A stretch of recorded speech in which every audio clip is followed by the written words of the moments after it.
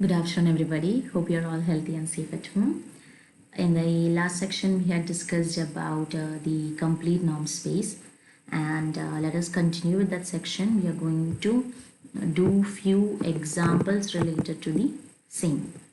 So we can see that the set of all continuous functions on AB, C of AB, is complete with the supremum norm given by norm infinity of x is equal to supremum t belongs to AB mod of x of t, and also the space LP where 1 less than equal to p less than infinity is also a complete space. So let us see how we can do how can we show that the space C of AB is complete or not. For showing that the space is complete, what should we show?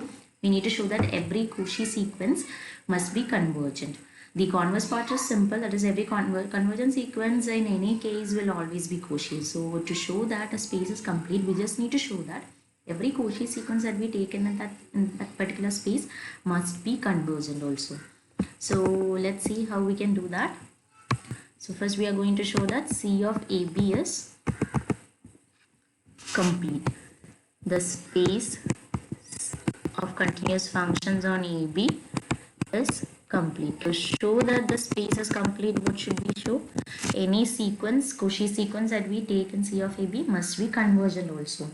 So let us consider a Cauchy sequence. Let x and b Cauchy sequence in the space C of AB. So this implies, by definition of Cauchy sequence, for every epsilon greater than 0, there exists an n belonging to a set of natural numbers such that norm infinity xn minus xm is less than epsilon for every n comma m greater than n. Right, this is the definition. Now by applying the definition of norm infinity, what do we get? This implies supremum belongs to AB, close interval AB, modulus xn of t minus xm of t is less than epsilon. Right, now in this case what we are going to do is we are going to fix the value of n. Okay, fixing n and letting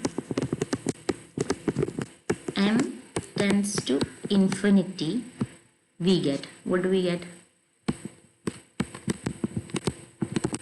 Supremum t belongs to AB mod xn of t minus x of t is less than epsilon where n greater than capital N. And what is this x? X is nothing but xm of t converges to x of t as m tends to infinity. So when we fix n and m tends to infinity, we get supremum t belongs to AB mod xn of t minus x of t is less than epsilon for every n greater than epsilon. Now, so we are going to show that, next what we are going to show? We are going to show that this x of t also belongs to the space C of AB. Okay, that is x of t, we are going to show that x of t belongs to the space of continuous functions on AB. Now we have a theorem which states that if a sequence of continuous functions converges uniformly, this is a well-known theorem in integral calculus, if that sequence converges uniformly to any function, say x of t, then this function will also be continuous. Okay, so what have we got? We have got that since supremum t belongs to AB mod xn of t minus x of t is less than epsilon, we can say that this sequence is uniformly convergent. So And since xn of t's are sequence which we choose from C of AB, that is set of continuous functions, and this set of continuous function, this sequence is converging uniformly to another function. So by the theorem in integral calculus, we can say that this function is also continuous. So it is clear that x of t belongs to C of AB. So what did we do? We considered a Cauchy sequence, and then with the help of that, by keeping n fixed and letting m tends to infinity, we found that supremum t belongs to AB mod xn of t minus x of t is less than epsilon for every n greater than n. That is, this Cauchy sequence uniformly converges to a point x of t. Now by the theorem in integral calculus, we can say that this x will be continuous also, and hence x of t belongs to C of AB. So that is, we obtain that sequence is convergent. So we proved that every Cauchy sequence is convergent because the sequence that we chose xn was arbitrarily chosen. So we can conclude this statement for every sequence. Hence C of AB is complete. Now next we need to show that the space LP where 1 less than or equal to P less than infinity is complete. So what are we going to do? Again, we'll consider a sequence. Say xn be any Cauchy sequence in LP. Then what do we have by the definition of Cauchy sequence? Norm P xn minus xm is less than epsilon for every n comma m greater than some n.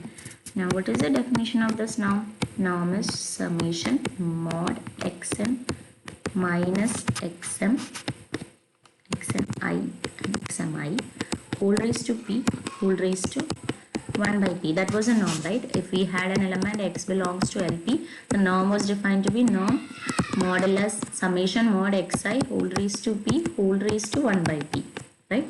So here we are considering xn to be an element of LP. So we have xni minus xmi whole raised to p whole raised to 1 by p. So this implies let me complete it. This is less than epsilon for every n comma m greater than n.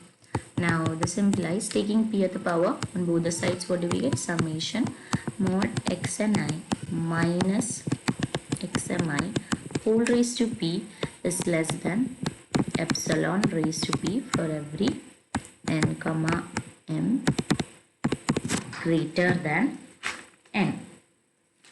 So what can we see? We can conclude from this that since the summation is less than epsilon raised to p, we can conclude that modulus xni minus each term must also be less than epsilon, right? For every n comma m greater than n. So from this, what do we get? We get that the sequence xn is Cauchy's in R, right? We are not taking norm P, we are just taking the modulus, and this is the norm in R. So what do we get? We get modulus xn of I minus xm of I is less than epsilon. So this implies we can conclude that xn is Cauchy's in R, and we know that R is complete. So since the space is complete, every Cauchy sequence will be convergent. So we can conclude that this sequence converges to some point x in R. That is, what can we say? We can say that x is equal to limit n tends to infinity of xn. Okay. So now what we are going to show is, we are going to show that this x belongs to LP. We need to show that x belongs to LP. Now to show that x belongs to LP. So for that, consider summation mod xi raised to p. This can be written as summation limit n tends to infinity mod xni, because x was the limit of xn raised to p, right? Now this can be summation and limit can be interchanged. Limit n tends to infinity, summation mod xn I whole raised to e. Now we had considered the sequence xn to be Cauchy's, and we know that every Cauchy sequence is bounded. We had seen it in the last section. So this implies the sequence xn will be bounded, right? That is, we can say that modulus of xn I is less than c for every I. So this can be written as this is less than c. This value is less than c for every I. So limit n tends to infinity doesn't affect. So we have summation mod xi raised to p is less than c, or we can say that this is less than infinity. Or this implies, what can we conclude? We can conclude that summation mod xi raised to p whole raised to 1 by p is less than infinity. This implies x belongs to NP. We had shown that summation mod xni minus xmi is less than whole raised to p is less than epsilon raised to p. Right? Now in this again we are going to do what we did in the previous example, that is we are going to fix the term n and let m tends to infinity. So what will this become? This will become summation mod xni minus xi raised to p is less than epsilon raised to p for every n greater than capital N. Okay, so this implies norm xn minus xp is less than epsilon for every n greater than capital N. And what does this mean? This means that xn is convergent. So in both the examples this portion is common, that is we'll fix the term the quantity n and we'll let m tends to infinity, and suppose that xm of t converges to x of t. Then what did we show? We showed that that particular limit that we considered is also an element of the given space. So in the last example we showed that x was continuous, and in this example we showed that x also belongs to LP. And fixing n and letting m tends to infinity, we can easily show that that sequence will be convergent. So in these two examples we have shown that the space C of AB and the space LP where 1 less than equal to P less than infinity are both complete spaces. So next what I want you guys to do is, I want you guys to verify that the space L infinity is complete or not. That is, in the previous example we just did LP where 1 less than equal to P less than infinity. We did not consider the case P equal to infinity, because in that case the norm is different. The norm we have to deal is norm infinity and not norm P. So we had to check whether the space L infinity is complete or not. And also I want you guys to prove that the subspaces C dot and C of L infinity are complete. Now to check whether the subspaces are complete, we shall see one particular note that is given in your textbook. The note says that it's in the topmost portion, that is if E is a Banach space and E1 is a subspace of E. E is a Banach space and E1 is a subspace of E. We can easily see that E1 is Banach if and only if E1 is closed. Okay, I hope the statement is clear for you guys. So what does the statement says? The statement says that if we have a Banach space, okay, E must be Banach space and E1 is a subspace of E. What is the statement? The statement says that E1 is Banach. It's an if and only if condition. If and only if the space E1 is closed. That is, E1 is Banach if and only if the space E1 is closed. So here remember what is the definition of a closed space? A closed set. The set is said to be closed if we consider every sequence that converges to a point, that limit must also be in that particular space. Okay, so let's try to prove this. How can we prove this? Suppose that E1 is Banach. Now if E1 is Banach, then if Xn is Cauchy's in E1, this implies Xn is convergent and Xn converges to a point X, say X, where X belongs to E1. So if we had chosen a sequence Xn which is Cauchy's in E1, now since E1 is a Banach space, this sequence Xn will be convergent. So let us suppose that it converges to a point X. And by the definition of this Banach space itself, it converges to a point in E1. That is, we had got a sequence which converges to a point in E1.